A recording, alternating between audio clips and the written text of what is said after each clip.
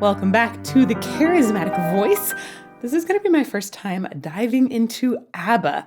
I have heard Dancing Queen before, but looking over their songs, I'm remarkably unfamiliar with the rest of their catalog. I haven't even ever seen Mamma Mia, even though I love musicals. Somehow I just have never seen that one. So I'm really excited to learn more about Abba's music beginning now. Let's get to it.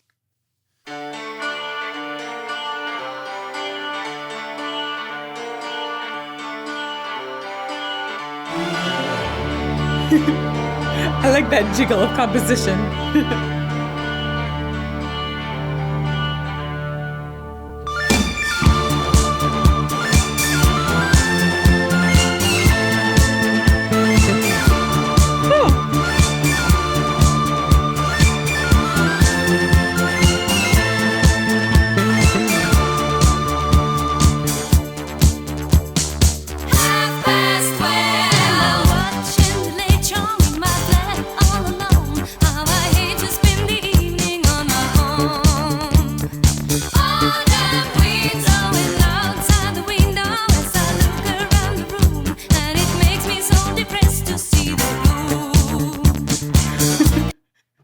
This is so upbeat and fun. I was like, oh, okay. Yeah, there's lots of disco elements to it and dancey elements, which makes sense. I'd read that they had a lot of dance music in particular. But it's just like, it's so perky. I like that. I like uplifting music. One of my favorite things, though, so far has been the keyboard, which is essentially sounds like it has a piccolo synthesizer attached to it. There's basically really, really, really fast woodwind-like sounds that were happening. I was like, oh, that's so interesting, this combination of synths overall for the vibe, but then bringing in that orchestral sound that's not quite truly orchestral. It was a fun blending of elements. Let's go back to the beginning. I like the reverb on this too. It's got nice space. Okay. No, I also really love how all of the band members seem to have so much fun. You can really tell that they enjoy what they're doing with the little like wiggle of composition.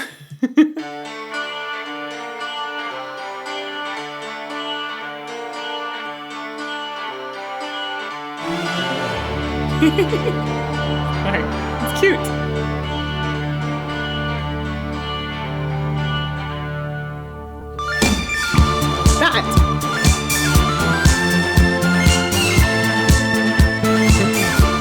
That's cool. And it is actually interesting. I think that'd be very playable on a piccolo. Piccolos can play some super fast passages and they sound really awesome. I also love, it seems like you have orchestral instruments other than just synthesizers as well. Got drums there. Maybe just guitars. Huh. Yeah, so maybe the strings that I'm hearing in there are also just added layers from a synthesizer. That's cool. We'll keep going.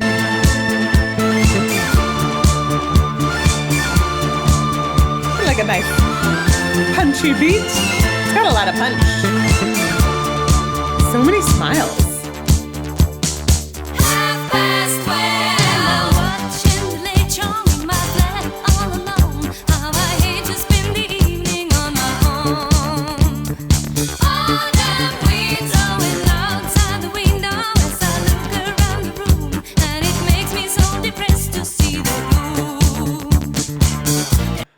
Okay, so I'm guessing that this is Frida, Annie Fried.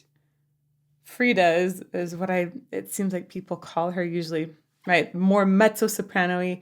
And Agnetha, I think, is our redhead here, who sings a little higher. So Frida's voice has got she's got style, first of all. She has some fun creak in there. There's a little tiny huskiness to her sound while still having that cut of a pop singer. It's a nice combination of elements, but I'm especially noticing a ton of fantastic rhythm in her voice. A lot of the song so far feels like it's really hooked into an amazing beat.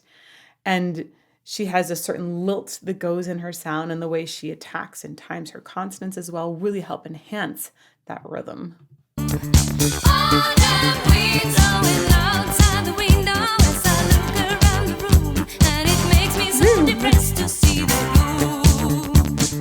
So even room, when she has the m, it's adding to the rhythm. It's a subdivision of the rhythm there. One other thing to mention, I was actually really surprised at one point. She went super nasal with one of her sounds, where it sounded like her soft palate basically dropped a whole bunch. And it still stayed within the same pocket. It didn't shift the timbre so much that it was like shocking. I don't think most people would even recognize that that's what happened. And it tells me that in general, she probably just has quite a bit of soft palate drop, quite a bit of nasality in her sound.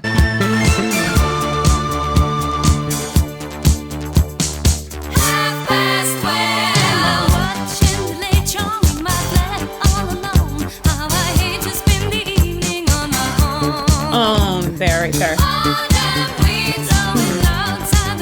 It's interesting because as you close own, you go to the N.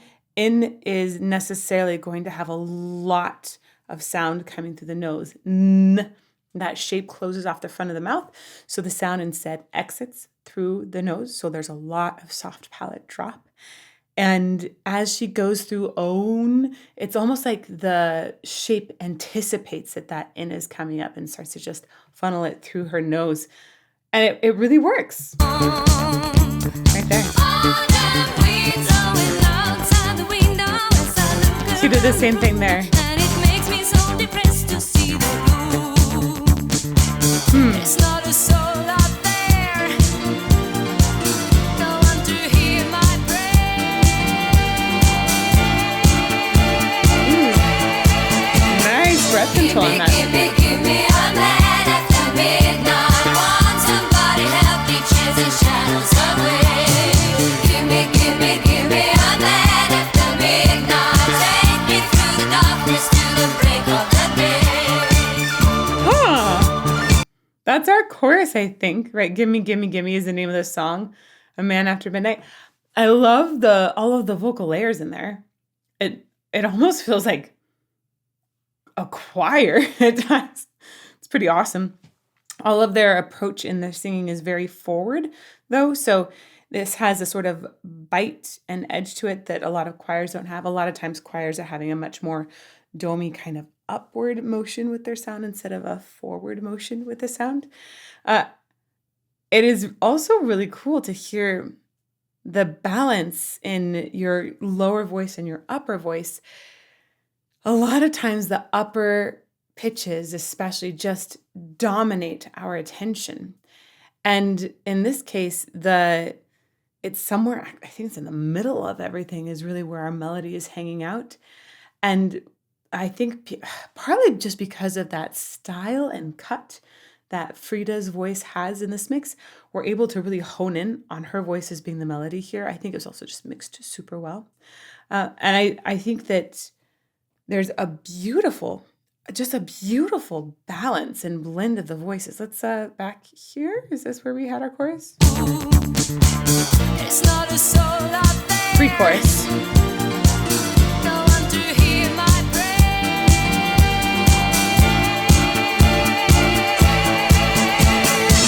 Give me a man after midnight. Want somebody help me chase the shadows away. Give me a man after midnight. Take me through the darkness to the break of the day. That's awesome. I think that's probably my favorite thing I've heard about Abba so far is the layering of so many different vocals. They're really locked in, right? I think this was, I want to say 1979. Melodyne wasn't around to help lock that in. It's pretty clean and pristine. And I think there's tons of doubling of lines as well. It feels really thick, just super engaging. I'm digging the vocal layering a lot. Side note, I didn't know until I was reading about the band. I didn't know why they were called Abba. And then I read their first names and I was like, oh, well, that's cool. Y'all probably knew that, but I discovered that today.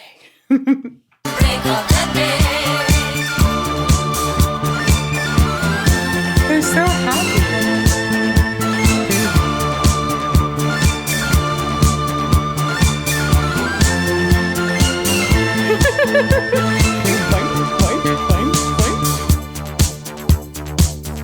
So sawtoothy.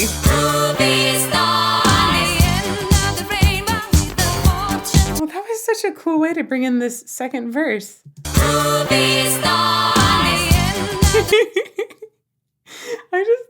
I love the expression that Agnetha has there. She looks like so much fun.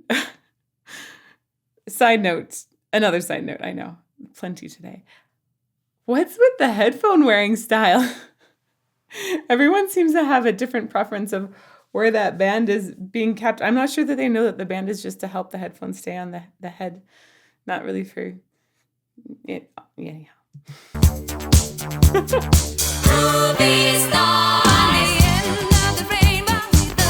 They didn't want it to mess up their hair, I guess.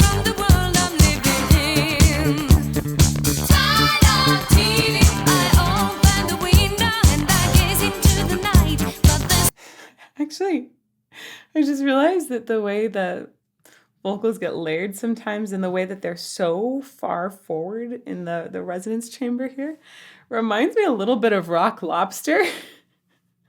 I love that song. Anyhow, really, really, really fun group that also does some fun layerings and has a lot of forward placement with those top vocals. I think that this ends up matching really well. So Frida has that sort of huskier tone, but she's still keeping it a little bit thin. Part of that is helping with the cut, as well as the nasalities helping with the cut. Just lets her sound barrel straight through to us. And then Agnetha, I think when you have a voice on the bottom that has such a special quality to it, and that has different kinds of edges to it and that kind of cut, you can't put something on top that's going to be super domey and have it balance well. I think we need a sound that's going to be a little bit thinner, the slimmer feeling, but also just really forward, bright focus. And then that makes it so when they're layering things, sometimes when you have really domey sounds and a lot of resonance up there, sometimes those layerings really get in the way of each other. They don't, it's like too much overtone or something. And this comes from having mixed and sung myself, also produced others in a lot of a cappella arrangements. If you have tons and tons and tons of dome, you get a feeling of, choir sometimes, and you lose individuality. And with their sound, I feel that when I'm hearing the different layers, I still hear the individual voices there. And it actually feels more fun and more authentic to me in that way. Let's go back a little bit here.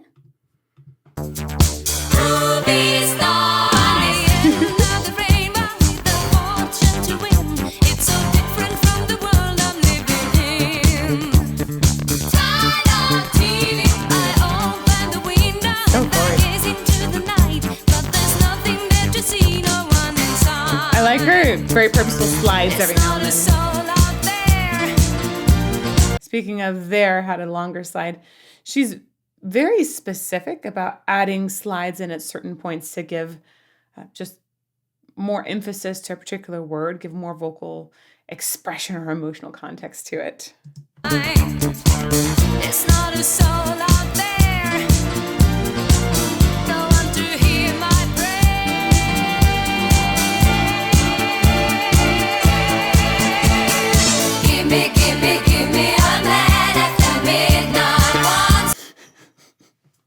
Want to point out everybody's just kind of having fun, bouncing with it, right? You got like pockets, hands in pockets at times.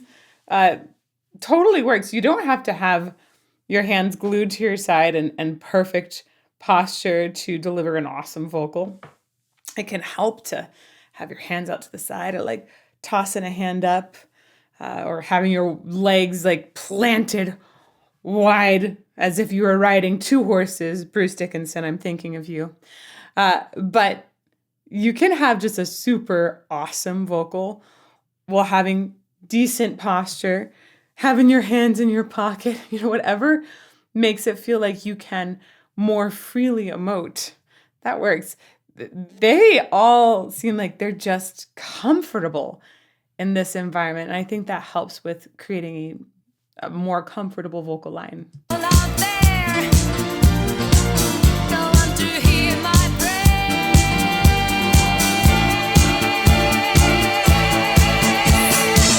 It's really hard to not get bounced up.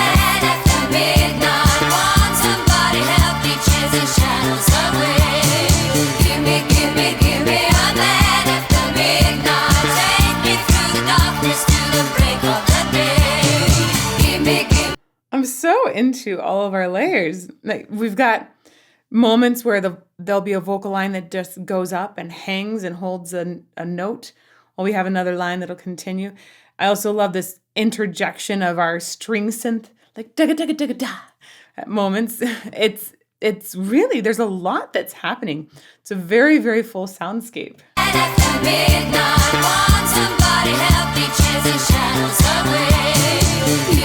I like that.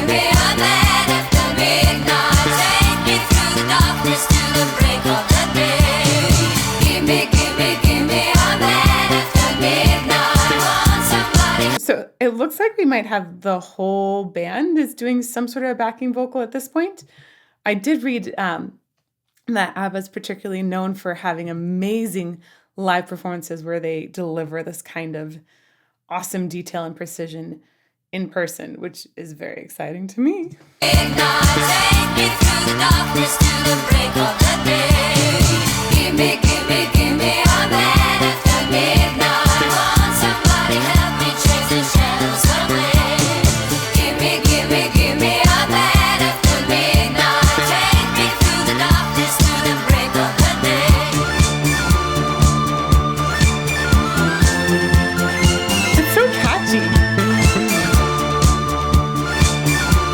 So I just want to point out one of the things that is super fun about this sound is you've got this high, like piccolo-ish thing that's happening up top, and then you got some beefy fat bass down on the bottom. So we've got essentially these two weights on the ends of our frequencies here. And then there's all of this extra stuff that's kind of in between, but really it feels almost like I've got most of my attention drawn towards the extremes, and they have all of this landscape in between to fill in. Ooh, almost the end. Right. It's really fun.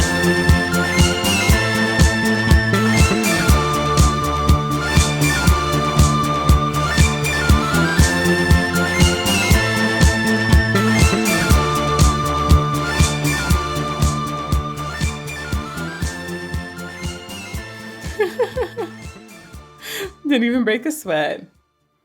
Just fun. Is fun one of those things that Abba is just about? I think of Dancing Queen, and that is so much fun.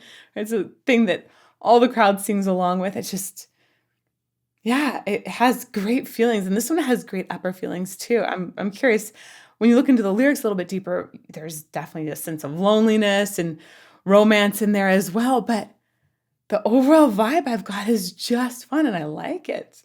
If you want to listen to some more analysis of fun music, check out this playlist over here, and may you fall more in love with music every day.